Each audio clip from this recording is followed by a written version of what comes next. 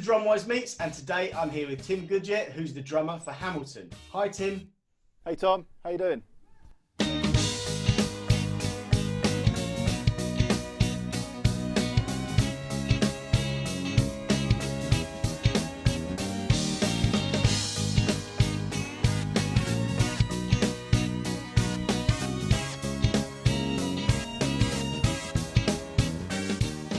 So my first question today is, what age did you get into drums, and what bands or artists inspired you? Wow, well, I got into drums, I was about 11 I think, and my mum signed me up for percussion lessons because I think she was just tired of me kicking around the house, to be honest. And someone, when I was at like a junior school or something, one of my teachers had said to her I had good sense of rhythm or something, so she just went, oh, okay, I'll sign him up for some percussion lessons. And it wasn't anything more than that, really. I suppose I used to pull the suckers off the bow and arrow set I used to have and play on the back of the sofa. But I never really said, oh, I want to play the drums. She just sort of signed me up for it, and really, as soon as I started, I was kind of hooked. And I just went from there. I went and I did sort of, like a local music centre, and I got lessons from the guy who was like he'd been to military music school, Nella Hall or whatever, and so he taught me traditional grip and all that, and snare drum, and I learnt a bit of classical percussion, very minimal amount, and then I guess, and then I sort of went on from there. So musically, it was very varied, really. My parents they're not musicians or anything. Well, they weren't musicians. They were very into jazz, but really into it, and like jazz snob into it. And like my mum was into like trad jazz, which I absolutely hated, to be honest with you. Like she would listen to Bessie Smith and all this really very old. And I mean, I can appreciate it a lot more now, but I hated it, to be honest. And my dad was into like the big band era, and he used to go and see Ted Heath big band when he was a kid, and he was into like Count Basie and Woody Herman and some other, like, Oscar Peterson and stuff like that.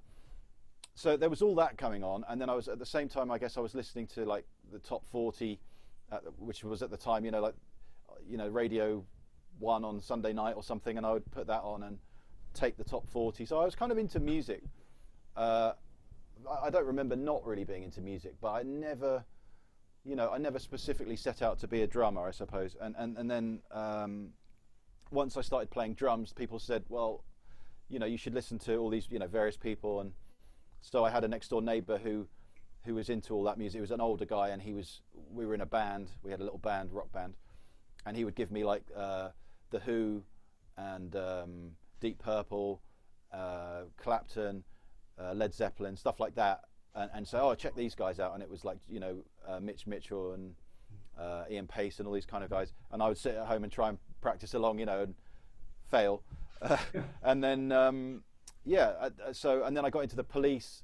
That was the next thing. I got into Stuart Copeland in a big way, and Queen. I suppose they were the main things. I wouldn't say I listen to a lot of Queen now, to be honest with you, but at the time that was a great band in a way for when you're learning to, I mean, this sounds really patronising, but when you're learning to play the drums, they're quite easy. Some of them are quite easy to play along with, quite straightforward. Yeah. Not all of them at all, and that's not to. But anyway, so I was into that. I guess they were the main things, like the old school classic rock thing. Police, Queen. They were the things I started out with, and then it kind of went from there all over the place, to be honest. But that was the initial stuff. Good stuff. Yeah. And when you started, what was your first drum kit? Well, I think the first drum I had was like a Maxwin, wine red Maxwin snare drum, which had a little arm like that with a splash cymbal attached to it. And that was the first drum I had. And I really loved that. And I used to sit and play that with the headphones on and pretend it was a kit, which it wasn't, obviously. And then from there, my dad got a kit off of, I think it was Exchange and Mart, or one of those sort of, and it was a very cheap kit, and it was all different makes, like stuff together. It was like, I think it was mainly Olympic Premier Olympic, and then maybe some. I think the tom was a Kent tom. I don't know if you remember them. Blimey, but nor do I, to be honest. But it was, and I think that was a single-headed one, and the floor tom was mismatching vintage Pearl kit, Pearl drum. It was a bit of a mess, to be honest, but I sort of loved it, and I sort of went from there. Then I guess upgraded to like just a regular Premier after that, and then that was the thing at the time, was everyone was into Premier before everyone went into the American stuff. Yeah. And do you still have any of that? So, you know, your red snare drum or your mismatched No, I don't. I've no idea what happened to it. I've not been great at keeping drums, to be honest. I buy and sell them quite a bit. But Guilty, yeah. yeah. I think everyone does, don't they? It's a drummer thing, isn't it? Drummers and guitarists are into all that. No, I haven't got a lot of old gear, to be honest. I've got a few drums. I've got a few snares that I've had for quite a while, but nothing, not that long, you know. Yeah. Cheers. And actually, while we're talking about equipment, this is a good time to ask you about this. So, your equipment for Hamilton, insert video, Tom. Yeah. That you know, you've got quite a large kit for that, and I from what I could see on the video, I counted at least 4 snares. For all all of the different sounds. Yeah. So, talk us through, if you don't mind. Talk us through what you use, and also, like, obviously why you use it. So, you know, the electronic side, and and also especially that really lovely marching snare you've got to your left. Yeah. Well, I mean, so the kit is the kit is sort of dictated by the show. So the show, it's not a case of I decide what gear to buy for that gig. It's a case of they provide me with a list of gear, and so I you know, as I say, I had no real say other than the sort of the actual make of drums and the type of cymbals and whatever. They specified what they wanted in terms of what gear they need. There are 5 snare drums, just the 5. So there's like a main snare, which is it's a what is it? A Pearl Reference Pure. So that's a 14x5, just a sort of wood snare, and that's a really nice all-round sort of medium low pitched thwap snare, very nice. Then there's a 13x3 Pearl Maple piccolo snare, which I use quite a lot, and that often has a little splash cymbal on it as well, which is like a white noise effect. So they use that. The whole vibe, I think, is really to try and get the sounds of the show with like the sort of hip hop stuff without using electronics too much. That's the vibe for the drums. It is anyway. And then above that to the further to my left is like I think it's a 12-inch by 3 popcorn snare made by a company called Calderwood Percussion, and they're out in Boston, and I think they're in Boston. Sorry, Bill, if they're not in Boston. And they made a couple of drums for the show. They handmade the drums, and they've got little Hamilton badges on and blah blah blah. They're very cool drums, actually. They're very nice.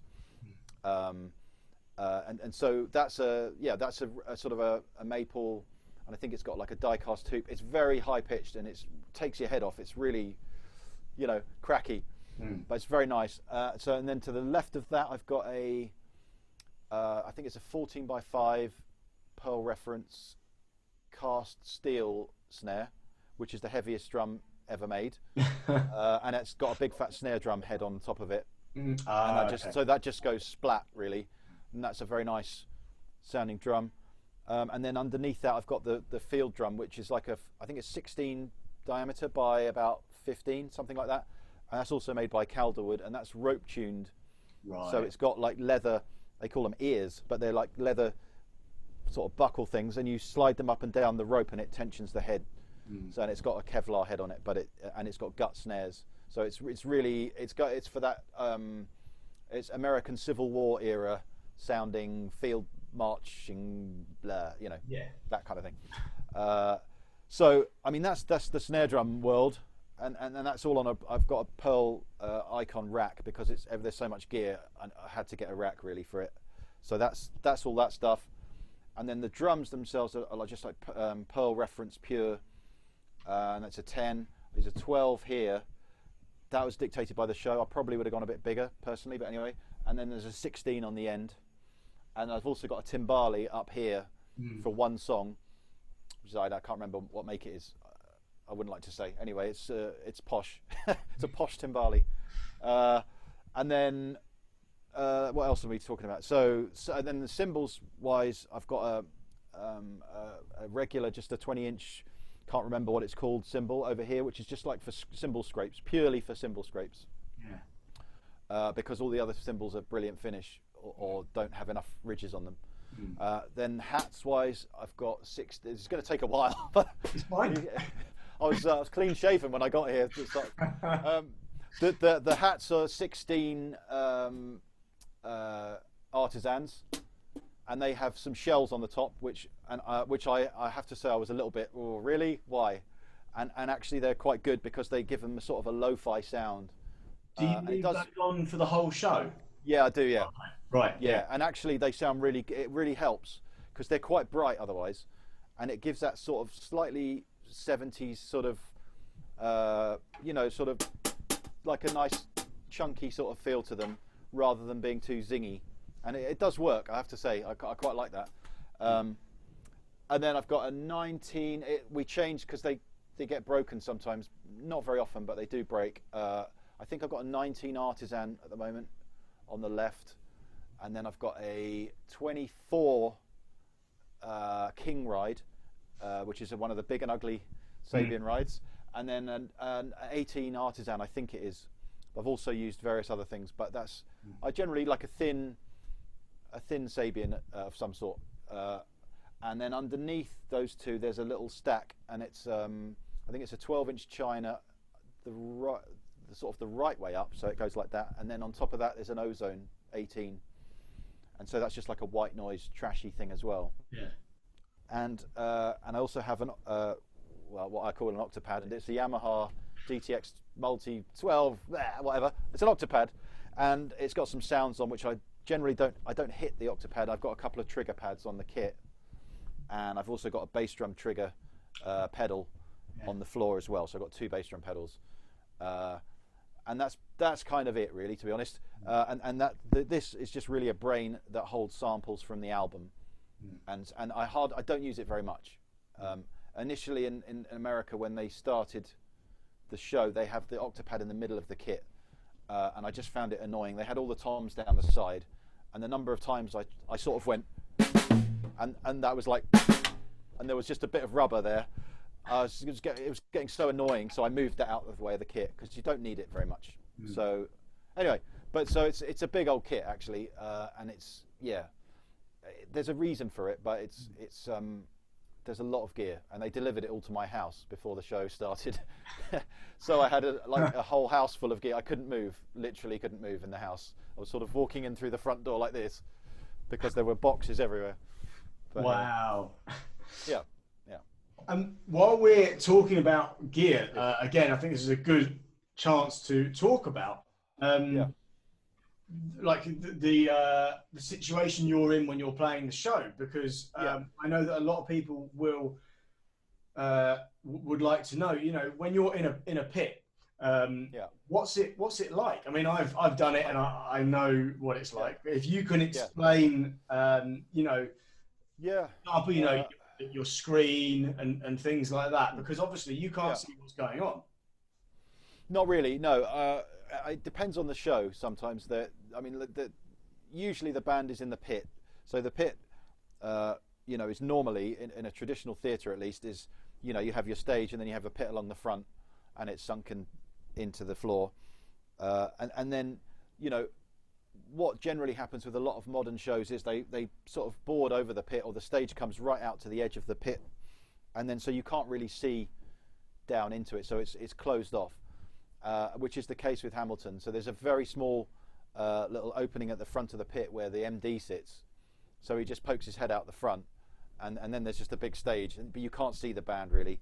So underneath the stage it's just like a room, and you come into a big room, and most of the band are all together within that room. So you've got like a string quartet, keyboards, percussion, bass, guitar. and they're all together, and so the guitars are all DI'd, so you can't, there's no loud noise in the pit really. The loudest thing is the percussion, and there's not loads of acoustic percussion, so it's all pretty quiet in that section. And then they have a wall that's about this thick, and a door, so it's like a studio booth really, and you go through there, and then the drums are all in there on their own. Then basically the MD is raised up about, I'm going to say, I don't know, 5 feet off the ground, so he can see the stage, but all we can really see are his feet. So we don't really see much of him directly, unless he sort of peers down and goes like this.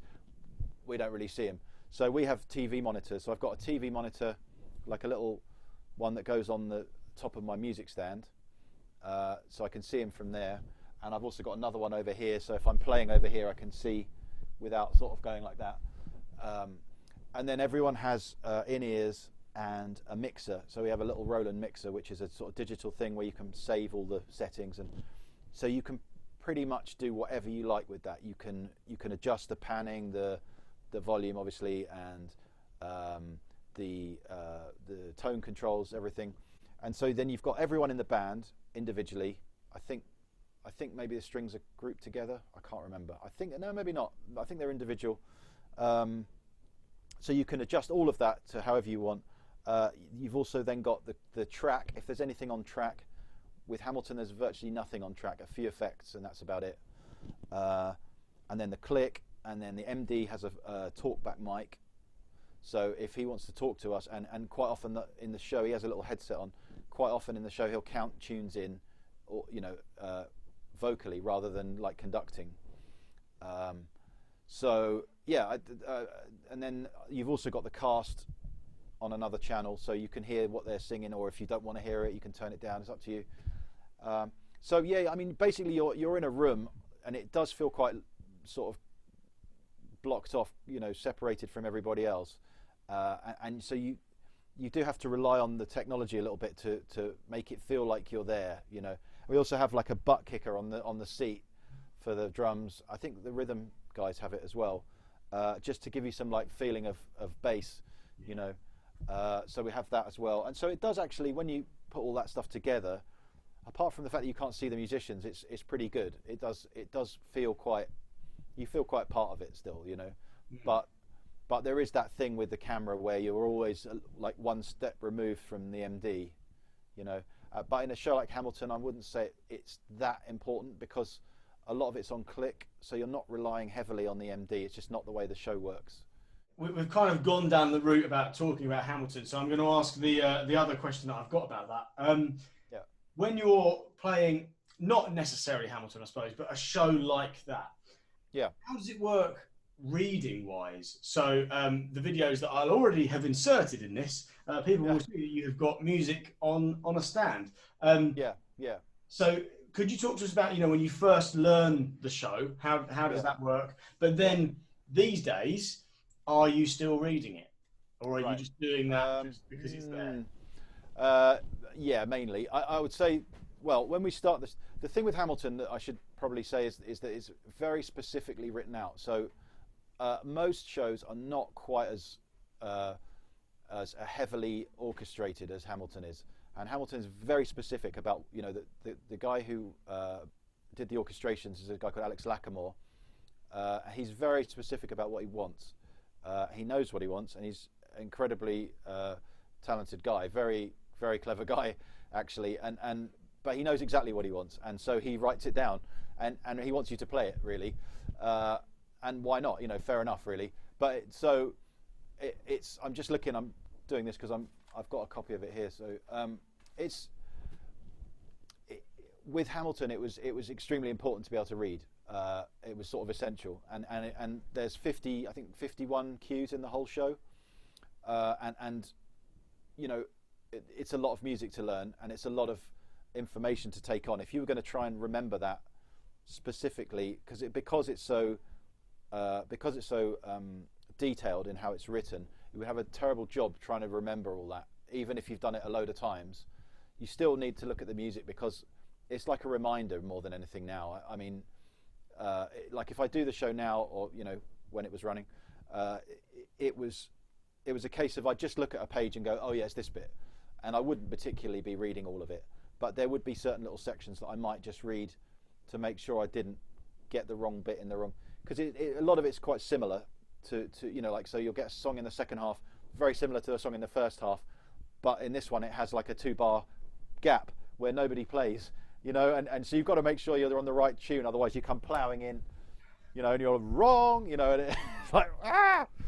So, and it's quite hideous, people don't generally, they're not very charitable when you make mistakes like that. So the band I'm talking about now. Anyway, yeah, so you have to be very on top of it with this show, because the way it's arranged is every instrument is very exposed, so there's very much,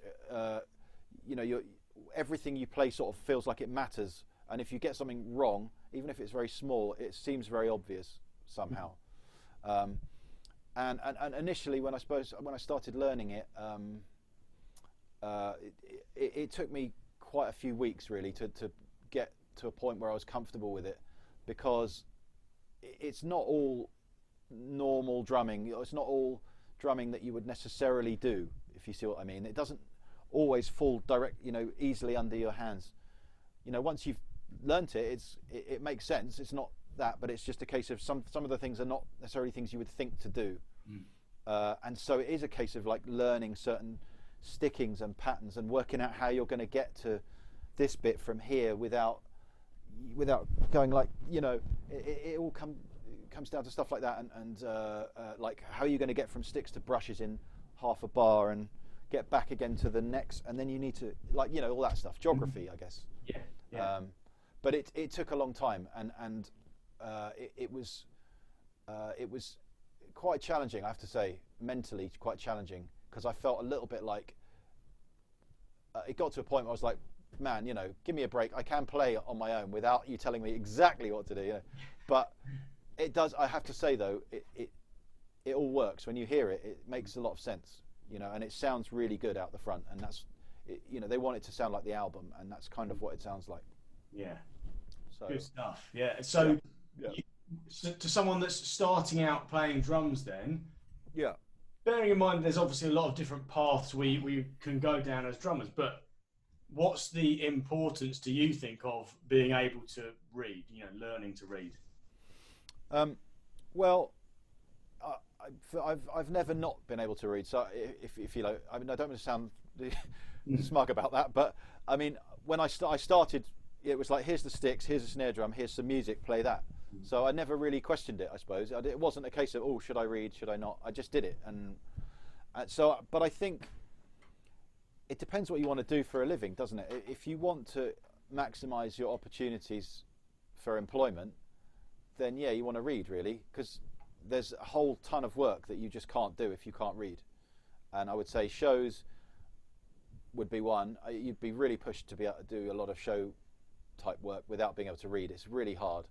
But even stuff like, one-off gigs where you turn up and you do a rehearsal in the afternoon for 3 hours, and you have like 30 tunes, and you play them in the evening on a gig, at the Albert Hall with an orchestra.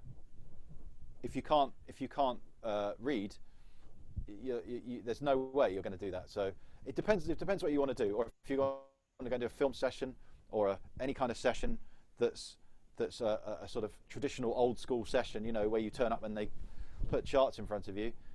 All that stuff you need to be able to read, really. It's not, there are obvious classic examples of people who don't read who are great, but it doesn't mean that you can't work, but it just it minimises your chances a bit, and also why hamper yourself by not doing it? I suppose that would be my outlook, really. The more information you've got, the better, really, surely. Absolutely, I totally agree. That's my thought. Yeah, absolutely. And I haven't actually asked you the question I've asked everybody else, but I've asked it in a slightly different way. But yeah. So what I normally say at this point is, when you first get a gig with a new artist, how do you learn the songs? But obviously I knew with Hamilton how, that's why I went like that. But obviously, let's say it wasn't a show and it was just a band gig, in the Dog and Duck, whatever. Yeah, yeah, how do you learn that material? yeah. Well, I mean, well, to be honest with you, if I had to go and do a gig like that where it's, you know, short notice, not very much rehearsal time. It depends on the rehearsal time, doesn't it? But I think without rehearsal time, I generally tend to write notes down, and it's not that I can't play without music at all, but it's a case of it's just a case of I've got a limited amount of time, and if someone says, "Oh, we're going to play 20 tunes next week at the Dog and Duck," then I'm going to listen to those tunes with a pad, and I'm going to make notes of like the feel, the length of a verse, the length of a chorus, what the bass drum's doing, type of stuff, and then maybe the ending will work out on the gig, and I'll write it down. But I haven't got time really to sit and learn 20. And if I knew the songs, then I might just say I'll busk it. It'll be all right, and that'll be my chart, you know. Yeah. Yeah. But I don't. I mean, I do tend to write notes, I guess, at least to start with. And then if I've done the gig a few times, then I probably would just bin the notes and, you know. I'm exactly the same. I've been doing the same show for 5 years now, and I still have my notes. I don't need them, but you know. As soon as they're not there, though, isn't it? As soon as they're not there, you're like, oh, I can't remember any of it. You do the whole gig without looking at them, but then, when they're not there, you're like, oh. Exactly. Yeah. What's been the highlight of your career so far? Undoubtedly, Little and Large at the Mecca Bingo in Brighton. That's not true, but I did do that. I don't know really. I don't know. I feel like I've been quite lucky to do a lot of stuff, and you know, none of it is like, you know, I don't know. I guess it's not like sort of you know, Wembley Stadium or whatever, or doing that. But I mean, I guess I kind of just like the fact that I've stayed employed really for a long time, continually, and I've done. There's a few gigs that come up that are really nice. You know, sometimes you get like, even though like maybe musically it was not something I would listen to a lot. We did a big concert at the Albert Hall with it was the BBC Concert Orchestra, and I think it was and like a rhythm section, and then they had a load of Disney stars over from Broadway, and they had like huge choirs at the back, and it was like huge fireworks and God knows what, and you know, stuff like that. It's always nice to get asked to do stuff like that, and also just to be asked to do shows, you know, when they come up, and especially when they're a big show, you know, it's nice. But also I like doing little club gigs as well. You know, I do gigs with a singer called Mary Wilson, and she's a sort of jazz singer, I guess, jazzy. She used to be a pop star in the 80s, and she's lovely. We do some gigs, you know, in smaller venues. Lawrence Cottle plays bass, and his brother plays keyboards, and my mate from school, James, plays guitar. All right, James. Probably not watching because he's not interested in drums. But yeah, so you know, I wouldn't say career highlight. It's a very difficult one to pinpoint, to be honest. It is. I did a nice gig at the Acropolis last year. I think it was last year. It was like the music of Queen, you know, but with an orchestra. But it was outside in the ruins of some amphitheatre at the foot of the Acropolis, and that was amazing, you know. So it's, you know, just things like that where you get to travel a bit and you know, go to some cool venues, all sorts really. Good stuff.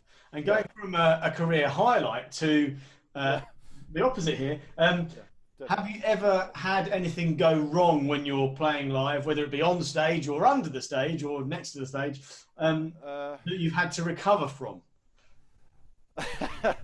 None that I want to talk about. I don't know. It's funny, you know. I tell you one thing I did do was I blew the bass drum head on Lion King in the middle of a show. That was interesting because I never normally break the bass drum or snare drum, and I've broken both in the Lion King. So I think that was someone else that's already, you know. But I went through the bass drum head, and they had these. At the time, it was a long time ago. I was depping for Andy Newmark, who was the drummer at the time, who's like American session guy actually, but he was the drummer in there originally, and they had these Remo Mondo drums, and I don't know if you remember them. They were weird drums, to be honest, but they're like a regular drum, but on the top it's like a conga, so like a conga head. Okay. And they decided that that was going to be more sort of in keeping with the Lion King vibe. So there's a whole kit of that, including the bass drum, or it was somehow adapted to be like that. I think maybe the front head had the conga thing on. Anyway, but in order to get the bass drum head off, the tuning rods were normally, if you like, a tuning rod's going to be like that. They were like this, so you had to tune. So I'm like trying to get the bass drum head off, and I'm undoing the thing, and of course, you know, it's all, you know, high pressure. I'm trying to do it in one song's length of time. I'm trying to get the bass drum head. I've got about like maybe 8 minutes to do the whole thing, and I'm sitting there going, sweating, going, and it's not coming out. I'm just like, please come out, and I'm just like a complete idiot going like this, but like 8 times or whatever, 10 times.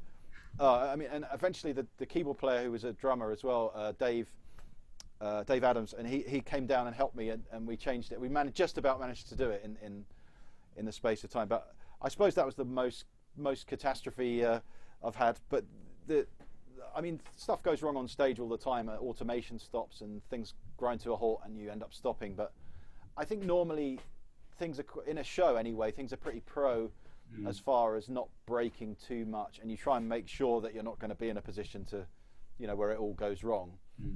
I have sort of anxiety dreams about that sort of stuff, but luckily it doesn't really happen too much. Is it your responsibility to have the spare heads, even if you're depping? No, I mean it's the responsibility of whoever's gig it is, to at least have the spare stuff in the pit. You know, I think so. I think, and a lot of shows now, they buy the gear for you. So because they're special, you know, they want special gear, they buy it, and so they're usually then responsible for maintenance. So you just say to them, "Right, I need, you know, 2 spare heads of everything," and you tell them what they get it. So I do that with Hamilton, and then I have a spare hi-hat clutch. In fact, I've got a spare hi-hat and a spare pedal, and just all the stuff that if it goes, you know, you're going to be screwed. So like snare drum, I've got a spare, even though I've got 5. I've got a spare as well, so I've got 6. I mean, the good thing about having a rack is at least you can pull the bass drum straight out of it and change it. But it's still, you don't want to be doing that in a show. And I put a big Evans, you know, one of those patch things on it to stop it. Yeah. So it's pretty safe, I think. Fingers crossed. But yeah, please don't blame me if like first back now. Yeah, it breaks. Yeah, exactly. Yeah. So, moving away from drums for these last couple of questions, what are your hobbies away from drums? Wow. That's awkward.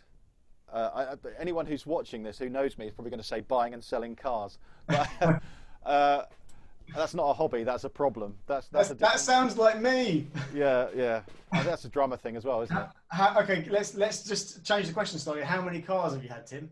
Oh God, no, I don't know. I actually don't know. But it's embarrassing, and it's an embarrassing amount. Okay. Like really, genuinely embarrassing. I don't know. But it's got to be over 30, I would say. Oh wow. Okay, you beat me. Right. I mean, I thought I was bad. So. Okay. Like 23, 24. Yeah. But I'm a lot older than you, so. I wouldn't say a lot. Well. But I mean, I am a bit of a nightmare. And it's not even like they're always particularly flash. It's just I go through them. I don't know what it is. I have a problem. Fancy a change, you know? Yeah. I've got no one to stop me either. That's the trouble. My wife's a bit too understanding in that regard, and so she doesn't go, really? Don't get another car. It's never. So I'm going to blame her. That's not fair. Anyway, whatever. But I cycle a bit. I've started cycling more in lockdown, but so I guess that's a bit of a hobby. I don't have a lot of hobbies. I think a lot of drummers are a bit the same. I'm a bit sort of drums, cars. Well, and yeah, that's where this question's come from, because again, people that have watched a lot of these will get so bored with me saying this, but it's, drums kind of are our hobby, and then they just have to pay the bills, and we're really lucky. Yeah, exactly. That's exactly it. Yeah. I mean, and I think in order to get to a point where you're able to be, you know, play professionally, you have to be sort of fairly obsessed to get to that point in the first place. But then it's hard to sort of get away from that. You know, I'm still into. I have to say, I'm still quite into it, and I still love doing it, and that's kind of what gets me through with shows as well, like repetition of doing the same thing. It's just that I feel, well, I actually like playing. I just genuinely like playing, even if it's the same thing. I'd rather do that for a living than something I don't want to do, that might be a bit more exciting, I don't know, or varied. I mean, another career for you maybe, this whole retrain car thing. dealer. Exactly. Don't think I haven't thought about it. I think that would take the fun out of it, really. And also, it would probably take getting ripped off badly out of it as well, which is what usually happens. But I don't know. Car dealers, I don't really like car dealers anymore. No, maybe the personality thing might be an issue there. Yeah, it takes a certain person, doesn't it? Well, it does take a bit of a certain person. Sorry if any car dealer drummers are watching this after I've just said that, but no, love your work. Yeah, and I was going to say I know one, but yeah. Anyway. Now, possibly the most important and hardest question, although you may just have a straight answer here. So, what's your favourite biscuit? My favourite biscuit. Well, I don't know. It would be a choice of three, I think. They're going to be controversial, I think, really, to be honest. One, I just happen to have one sitting here, just in case I've got a bit. It's quite dull. It's the ginger biscuit. Oh, okay. I do quite like the ginger biscuit. Yeah. I know it's controversial, and maybe a little bit fun-free, but I do quite like the ginger biscuit. Let me think. Squash fly is the other one. What I don't know what they're called normally. Oh yeah, the fruit. Fruit short. Yeah. I don't know what they're called. That. Anyway, squash fly.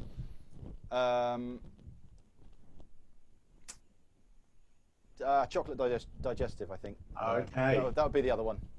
Yeah, milk. Oh yeah, it's got to be, yeah. But if you so here you go then. If you had to pick just one of those. Ginger biscuit. Okay, ginger biscuit over a gingerbread man. Oh yeah. No, gingerbread man. Oh yeah, no, it's not for me. I can't do that. Maybe I should say gingerbread person. Gingerbread person. Well, either way, I'm going to say ginger biscuit. It's There we are.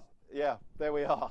Good stuff. Yeah. Do you have those next to you during the show for the songs that we're playing? I don't have them next to me. No, is the short answer. You're not allowed to eat in the pit, actually. Oh, okay. Right. You're not meant to have food in the pit. No, I don't really eat and play. It's not a good combo for me. No, I wouldn't say it is. No, I have a coffee sometimes, but that's about it. Good stuff. Yeah. So my last most important question here, which I've slightly changed for these later interviews. So if you could give just one bit of advice to people starting out playing drums, that want to get really good and maybe make a career of it, what would your advice be? Blimey. I suppose it's a tricky one, isn't it? I think really the thing is to really just to love music and get into music. I think that's the answer to it all. Is appreciate music and listen to as much music as you can and as much different music as you can, and don't get too fixated with drums. I mean, that's not to say. I mean, that's not to say don't investigate the drums, of course, but it's to say I think what a lot of people miss is they get very bogged down with drums and all the drummy stuff and the fills and the gear and the da-da-da, but they don't always remember the music at the end of it. And I think the main thing is to play for the music, not play for yourself, the drumminess of it, not other people either, but actually just to serve the music. That would be, and that's a bit of a, I suppose, a heavy thing to say to someone who's just starting out. But if you keep that as a focus, it will reflect in your playing, I think, and it stops you being sort of a selfish musician who's basically just thinking about themselves, just thinking about other people and trying to make everything work as a whole, rather than, do you know what I mean? Rather than obsessing with yourself and drums. Mm-hmm. So I think music is, get into music. That would be my that would be my best advice, I think. I think that's great advice, and I often spend many a lesson with a student just showing them music, because I can justify that, saying, well, it's still a drum lesson. I'm still teaching you drums. I'm just showing you stuff that you don't know and you wouldn't know if I didn't tell you about it. The other day, I had a student, I might cut this bit. The other day, I had a student who I was talking about Hal Blaine and, you know, and his playing and stuff. And then I mentioned Frank Sinatra, and he was like, who? And I was like, what? Seriously? Like, you know, like a 14-year-old kid who's never heard of Frank Sinatra. But I was like, wow, this is so cool. I have told you that name, and that's it. You now know that name, and you will remember that name forever. Well, you might forget it. You're a teenager, but you know, I know what you mean. It's so weird, isn't it? How, you know, you don't realise that people just don't know some of the stuff you think is so obvious. You know, I find that with a lot of things, actually, with playing, actually. But yeah. I don't know. I think people miss the point sometimes with you know, professionals even. You know, they don't quite understand the point of what they're doing in terms of, like, you know, playing and it like music and it flowing and not getting too bogged down with fills and missing out fills, and actually just playing nice time and placing notes and not actually you know, actually deliberately playing stuff rather than just chucking it away and thinking about what you're doing, and all that stuff is things that people don't always, well, they just don't seem to do it. I don't know. I think a lot more today, it seems to be all about the massive chops and how fast you can play and how fast you can play a blast beat and stuff. And well, that's all about, I mean, that's YouTube, isn't it? And social media is responsible for that, I guess. And that's fine. I don't knock it. I'm not really going to knock that stuff, but it doesn't do anything for me. Once you've seen it, it's like someone doing tricks on a bike, isn't it? It's you know, great, amazing, but now what? You know, I'm not going to sit and listen to it for. Oh, I'm driving in the car. I'm not going to be, you know, listening to that. I'll be, you know, listening to someone playing blast beats. I don't know. It's not for me. So going back to the point, it's all about music and thinking about. I always say to students, you're playing drums to play music, to play. You know, there's not much point really playing this instrument, just you on your own. No, it's about playing with other stuff. So that's totally, absolutely. Tim, thank you so much for spending your time with us at DrumWise today. It's been a pleasure talking with you. And you, Tom. Yeah, you're welcome. Thank you very much for asking.